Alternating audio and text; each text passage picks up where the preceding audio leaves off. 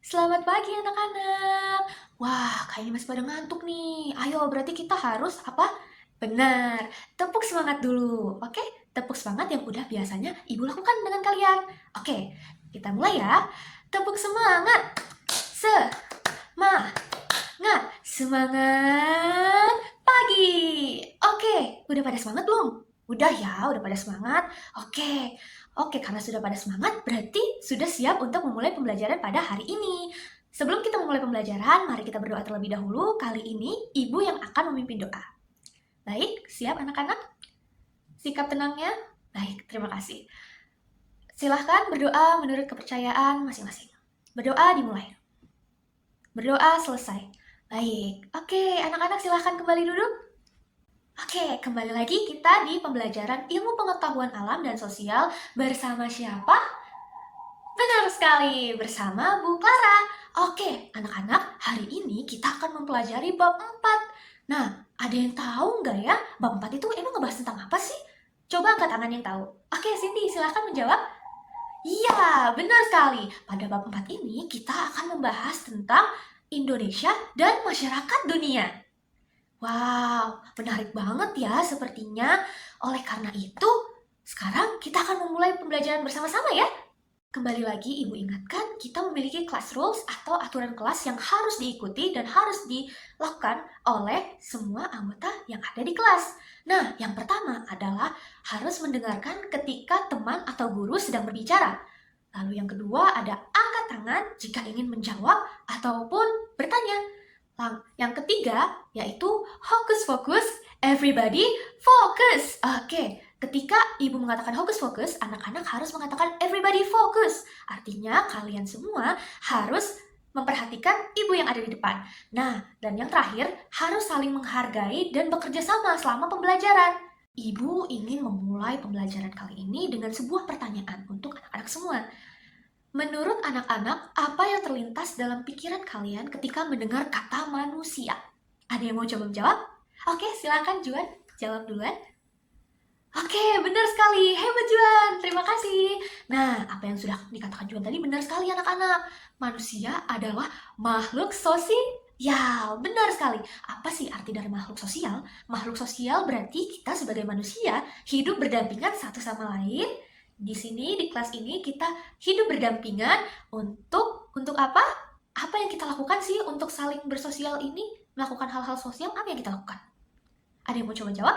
Oh iya, silahkan Ansel, boleh jawab. Apa jawabannya? Oke, hebat sekali. Terima kasih Ansel. Benar, jawabannya adalah manusia melakukan interaksi. Nah, untuk apa sih kita melakukan interaksi? Ada yang mau coba menjawab sekarang? Oke, Cindy silahkan menjawab. Wah iya, hebat banget. Apa yang udah katakan Cindy benar banget. Terima kasih Cindy. Jadi, manusia melakukan interaksi untuk saling memahami, untuk bertukar pikiran, untuk saling membantu satu sama lain. Karena balik lagi, kita adalah makhluk sosial. Nah, yang kita tahu adalah kita belajar, kita berinteraksi, kita bersosial dengan orang-orang yang ada di sekitar kita. Seperti di kelas ini, ibu dan anak-anak semua. Kita saling berinteraksi karena kita saling mengobrol, kita saling berbagi ide, pikiran, jawaban, semua itu. Nah, tapi untuk saat ini ternyata interaksi ini tidak dilakukan hanya di dalam sekitaran kita saja anak-anak. Ternyata kita sudah bisa berinteraksi dengan orang-orang dari banyak sekali negara yang tinggalnya jauh di sana. Ketika kita ingin ke tempat mereka, kita harus naik pesawat dulu, bener banget. Apa ya kira-kira bukti yang menunjukkan bahwa kita tuh juga berinteraksi loh dengan orang-orang dari negara-negara lain? Bukan hanya di sini, bukan hanya di kelas ini, bukan hanya di Indonesia. Oke, sekarang Ibu ingin anak-anak mengamati di sekitar kalian. Mengamati alat tulis kalian, buku kalian, tas, ataupun sepatu yang kalian gunakan. Kira-kira itu merek Indonesia atau merek luar negeri? Ya, benar sekali. Kebanyakan adalah dari merek luar negeri. Nah, berarti saat ini kita menggunakan barang-barang dari luar. Oke, benar? Ya, benar sekali. Kita menggunakan barang-barang yang diimpor atau dikirim dari luar negeri ke Indonesia untuk kita gunakan. Nah, itu adalah salah satu bentuk hasil interaksi antar negara atau interaksi kita dengan orang-orang dari negara luar, walaupun secara tidak langsung. Tapi kalian pernah terpikirkan gak sih, kok kita bisa ya berinteraksi dengan orang yang tinggalnya jauh di sana? Kita harus naik pesawat dulu, kita harus naik kapal dulu untuk bisa ke rumah mereka. Gimana ya itu bisa terjadi? Oke, sebelum lanjut, Ibu akan memberitahukan dulu tujuan pembelajaran hari ini tuh apa aja sih? Oke anak-anak, jadi hari ini kita akan mempelajari tentang hubungan antar negara. Jadi bukan lagi hubungan interaksi dengan sesama saja, tapi juga antar negara. Jadi bukan hanya di sekitar kita saja, tapi sudah luas gitu. Nah, kita akan belajar jenis-jenis kerjasamanya apa saja, terus juga apa yang bertukar antara kita dan mereka, interaksi menghasilkan pertukaran apa, dan lain-lain. Oke? Semangat? Masih semangat? Kita mau mulai pembelajaran lebih dalam hari ini? Oke, baik. Mari kita mulai. Nah, anak-anak, selanjutnya Ibu ingin bertanya, apakah kalian sudah pernah mendengar kata globalisasi? Ada yang pernah tahu? Ada yang pernah dengar? Ada yang mau coba jawab? Oke, boleh silakan Carol. Oke, benar sekali. Hebat Carol. Terima kasih ya. Oke, Ibu ingin menambahkan sedikit dari apa yang sudah dikatakan oleh Carol. Carol mengatakan bahwa globalisasi itu artinya mendunia. Oke, itu sudah benar sekali. Nah, kata globalisasi sendiri berasal dari kata globe. Globe itu apa ya? Ada yang pernah tahu globe itu apa? Betul, itu adalah sebuah replika bumi, replika dunia yang bisa kita putar-putar untuk melihat negara-negara apa saja sih emangnya yang ada di dunia ini, gitu ya. Itu adalah asal mula dari kata-kata globalisasi yang artinya secara harfiah, artinya penjelasannya adalah mendunia.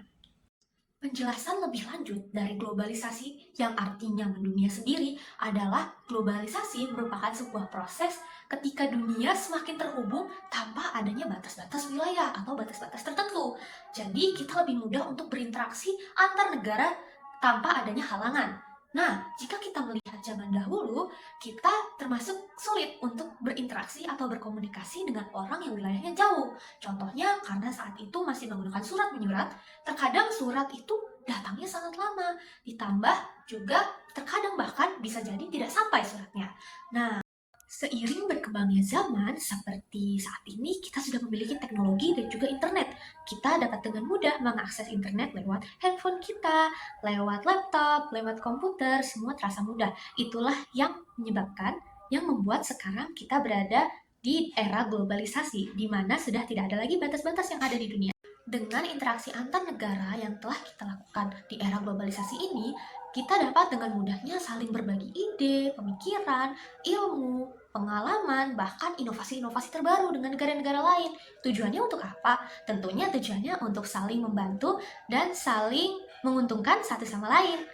Nah, dengan saling membantu dan saling menguntungkan satu sama lain, tentunya kehidupan terasa lebih mudah karena kita melakukannya bersama-sama. Nah, dengan kemudahan ini, populasi manusia saat ini pun bertambah, termasuk di Indonesia. Apakah kalian tahu berapa populasi Indonesia saat ini? 100? 150? 200? Oke, jawaban yang benar adalah 287 juta jiwa. Artinya hampir mendekati 300 juta jiwa. Wah, itu berarti populasinya banyak banget dan berarti kebutuhan hidupnya juga banyak banget. Iya nggak sih? Tentu saja, benar banget. Kebutuhan hidupnya pun semakin banyak. Oleh karena itu, kita harus menjaga hubungan antar negara agar kita tetap saling membantu dan saling menguntungkan satu sama lain. Untuk dapat mempertahankan hubungan dan juga kerjasama antar negara, kita perlu tahu jenis-jenis apa saja sih dari kerjasama antar negara. Kerjasama antar negara sendiri dibagi menjadi 3 jenis. Yang pertama ada namanya bilateral, kedua regional, dan yang ketiga ada multilateral. Kita akan membahas dari yang bilateral terlebih dahulu. Bilateral secara singkat adalah kerjasama antar dua negara. Selanjutnya untuk regional adalah kerjasama antar negara yang ada di satu kawasan yang sama. Lalu untuk yang ketiga ada multilateral. Multilateral adalah kerjasama dengan seluruh negara-negara yang ada di dunia. Nah, kita sudah membahas jenis-jenis dari kerjasama antar negara, kita juga sudah membahas apa saja yang kita dapatkan ketika kita melakukan interaksi antar negara, seperti yang sudah Ibu sebutkan sebelumnya. Kita bisa berbagi ide, pemikiran, pengalaman, inovasi, dan lain-lain. Nah, selain yang udah Ibu sebutkan sebelumnya, kira-kira apa lagi ya yang bisa bertukar antar negara? Ada yang mau coba menjawab? Oke, Nelly silahkan dijawab.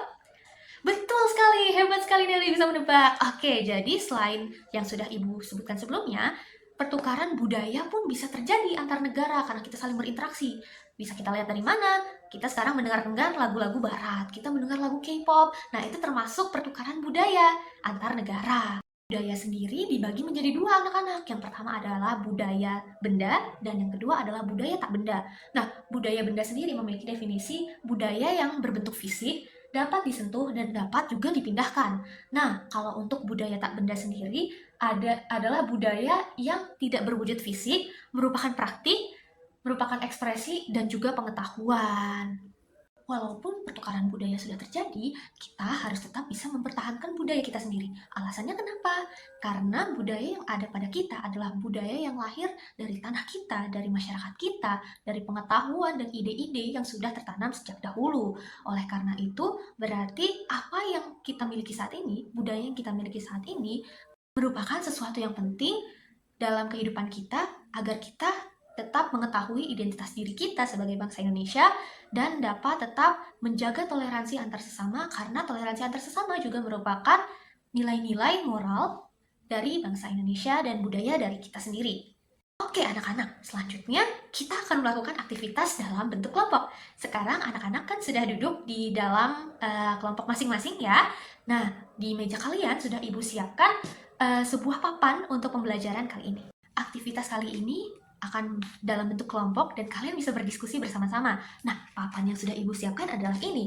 Nah, di sini kalian bisa saling berdiskusi untuk menentukan mana-mana saja sih kerjasama-kerjasama regional, bilateral, dan multilateral. Selanjutnya, kalian dapat menjawab pertanyaan yang ada di sini.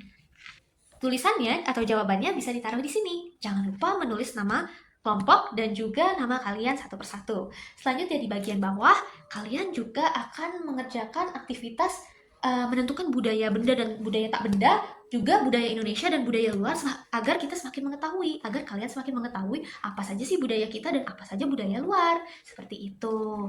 Ini dia. Nah, yang kalian perlu lakukan nanti adalah menentukan di mana kartu-kartu yang sudah disiapkan ini berada. Ini ada kartu-kartu budaya, dan di sini ada juga kartu-kartu antar negara. Jadi anak-anak, diskusi dalam kelompok bisa dilaksanakan. Jika ada pertanyaan, boleh memanggil Ibu, dan Ibu akan berkeliling-keliling untuk melihat proses pembelajaran kalian dan diskusi kalian.